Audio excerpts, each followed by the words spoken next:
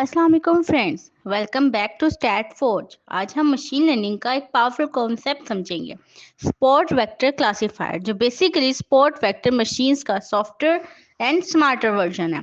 अगर आप अपने प्रीवियस वीडियो देखी हो तो जिसमें हमने मैक्सिमम मार्जिन क्लासिफायर को डिस्कस किया था, तो ये उसका एक्सटेंडेड एंड प्रैक्टिकल फॉर्म है, स्पेशली जब डेटा परफेक्टली सेपरेबल ना हो।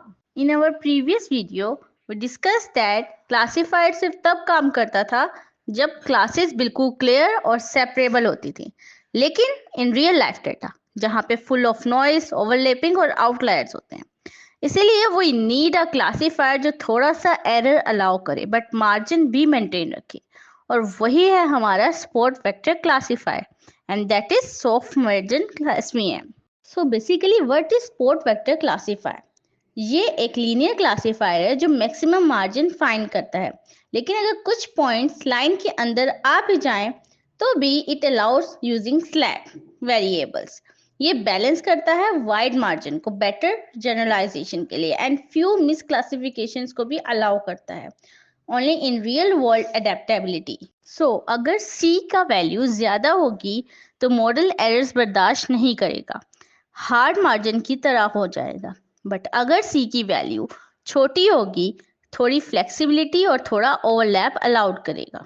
बेसिकली स्पॉट वेक्टर्स वो पॉइंट्स हैं जो हाइपर प्लेन के बिल्कुल करीब है, जो डिसीजन बाउंड्री को डिफाइन करते हैं।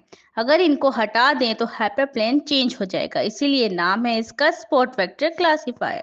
इमेजिन टू क्लासेस है, रेड एंड ब्लू। बीच में जो लाइन है वो रिप्रेजेंट कर रही है सेपरेटिंग हाइपर प्लेन को।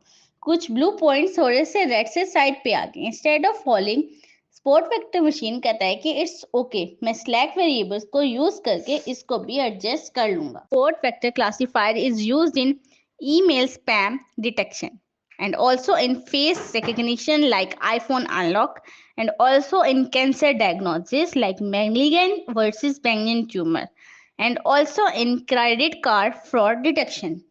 So maximal margin classifier only works when data is perfectly separable, while spot vector classifier allows some misclassification using slack variables.